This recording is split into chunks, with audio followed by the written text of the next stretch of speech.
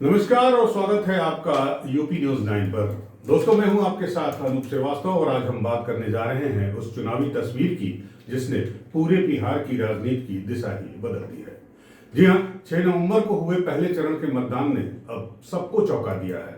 65.08% voting यानी record तोड़ मतदान और 2020 के मुकाबले करीब 8% ज्यादा मतदान। जी हाँ, ये महज आंकड़ा नहीं, ये बदलते बिहार की आवाज है। वो बिहार जिसे हम और आप एक पिछड़े और गरीब राज्य के रूप में जानते हैं, लेकिन वो बिहार भी जिसने दुनिया को सबसे पहले गणतंत्र का पाठ भी पढ़ाया है। तो आइए इस वीडियो में समझते हैं बिहार में हुए इस बार के वोटिंग पैटर्न और इसके कारणों के बारे में, जिसके कारण इस बार चुनाव के नतीजों पर पूरे भारत ही नहीं बल्कि पूरी दुनिया के लोकतांत्रिक देशों की नजरें टिकी हुई हैं।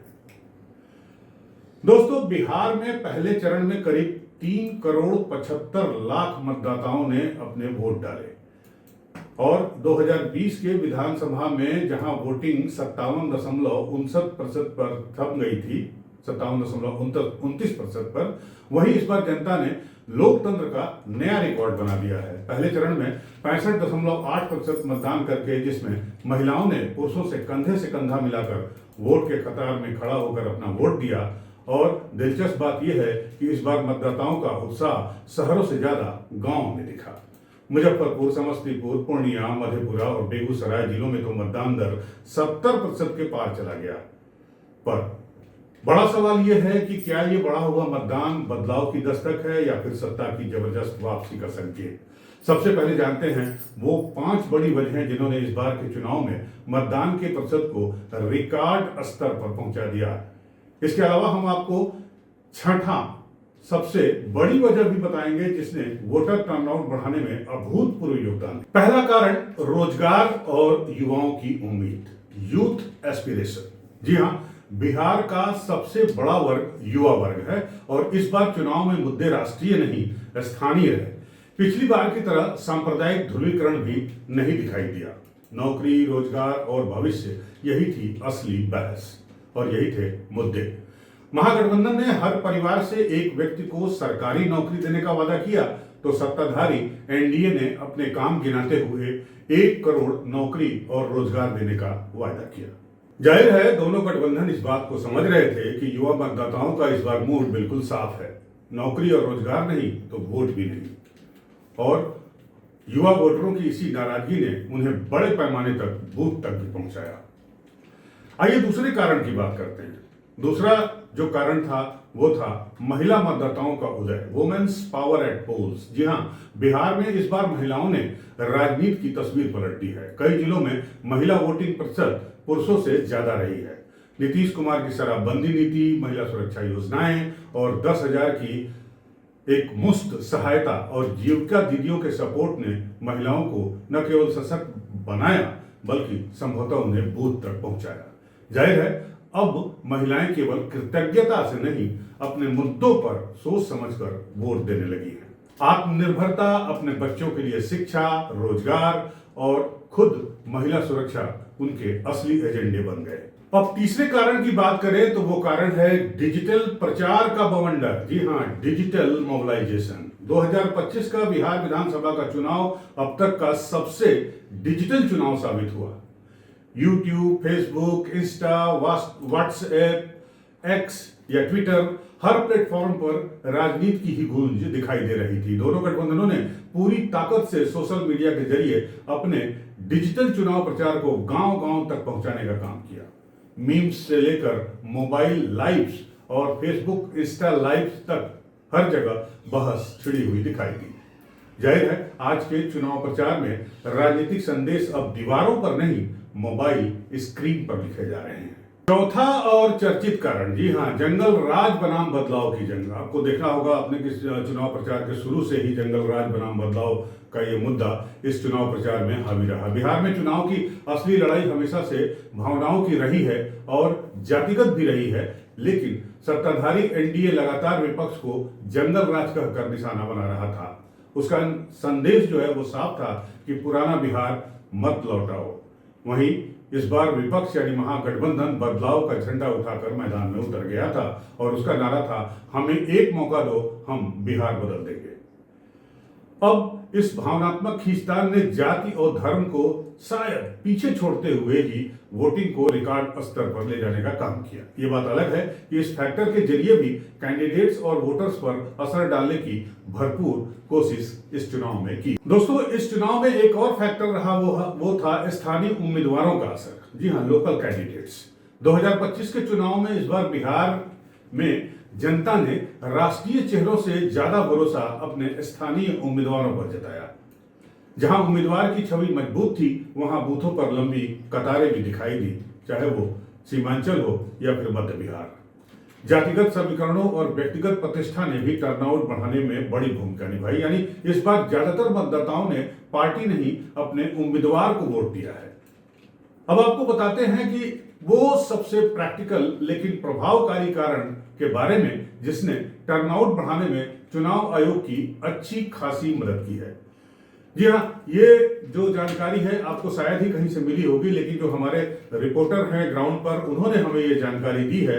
और वो जानकारी ये है कि इस बार बिहार चुनाव में वोटरों को मतदान केंद्र तक यानी बूथ तक ले जाने में पार्टियों ने, चाहे वो महागठबंधन से हो चाहे वो एनडीए से है, वो उन लोगों ने अच्छी खासी मदद की है। और सुनने में ये आया कि बाकायदा उन्हें वाहन उपलब्ध कराए गए, उनके घरों से उनको उठा के, उनको बैठा के मतदान केंद्र तक ले जाया गया और वहां से फिर उनको वापस घर तक छोड़ा गया, चाहे उनका घर मतदान केंद्र से दूर हो या फिर नजदीक हो। बहुत सारी जगहों से हमारे पास ये सूचना आई और ये सूचना सुनकर मुझे याद आया 1980 का दशक का वो दौर, जब वोटर्स को जो पार्टी के वॉलेंटियर्स होते थे, एजेंट होते थे या कार्यकर्ता होते थे, वो उनके घर तक जाते थे। गांव में हो तो ट्रैक्टर पर बिठा के, शहर में है तो मिनी बस में या दूसरे वाहनों से बिठाकर उनको वो बूथ तक ले जाते थे और उनको ले जाने के बाद जो है वो वोट दिलवाने के बाद उनको वापस घर तक पहुंचाते थे।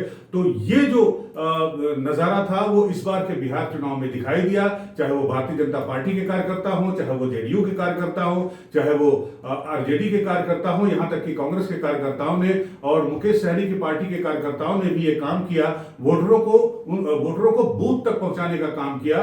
और इसकी वजह से भी माना जा रहा है कि जो टर्नआउट हुआ है वो जबरदस्त हुआ है। अब सवाल ये उठता है कि क्या ये ट्रेंड दूसरे चरण में भी जारी रहेगा। दूसरा चरण यानी, हाँ, आपको पता है कि 9 नवंबर के शाम 5 बजे चुनाव प्रचार दूसरे चरण के लिए भी समाप्त हो गया है। 11 नवंबर को दूसरे चरण का मतदान होगा, 122 सीटों पर यह मतदान होगा। और अब बड़ा सवाल यही है कि क्या ये बम्पर वोटिंग का ट्रेंड जो है उसमें भी जारी रहेगा। ये बम्पर वोटिंग सिर्फ शुरुआत है या दूसरे चरण में भी यही जोश जो है वो बरकरार रहेगा। अब बात अगर राजनीतिक विश्लेषकों की करें तो उनके मुताबिक अगर दूसरे चरण में भी ये रुझान जारी रहा तो ये बिहार में एक साइलेंट वेव का संकेत होगा। मतदाता चुप है लेकिन संदेश जोरदार है। जाहिर है बहुत सारे चैनलों के लोगों ने बहुत कोशिश की मतदाताओं से उगलवाने की, वो किस तरफ वोट देने चाहते हैं या दे रहे हैं, लेकिन ज्यादातर मतदाताओं ने चुप्पी साधे रखी।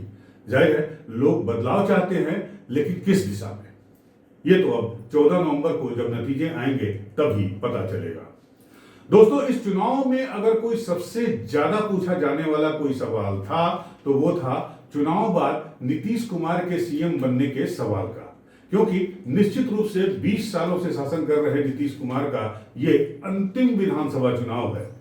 तो क्या बम्पर वोटिंग नीतीश कुमार के सम्मानजनक विदाई यानी फेयरवेल का भी संकेत है? आपको बता दें, बिहार की राजनीति में एक सवाल जोर पकड़ रहा है कि क्या ये बम्पर वोटिंग आने वाले समय में नीतीश कुमार के बिहार की राजनीति से सम्मानजनक प्रस्थान की ओर भी इशारा है।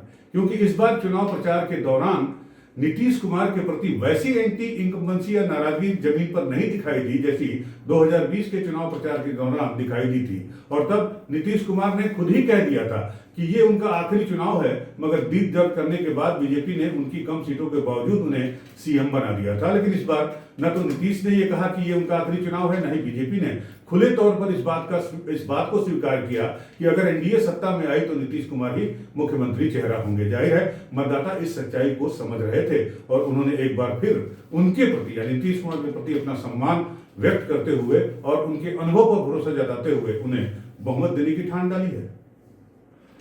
आपको बता दें, नीतीश कुमार ने पिछले 2 दशकों में बिहार को बदलने का न सिर्फ दावा किया बल्कि करके दिखाया भी है।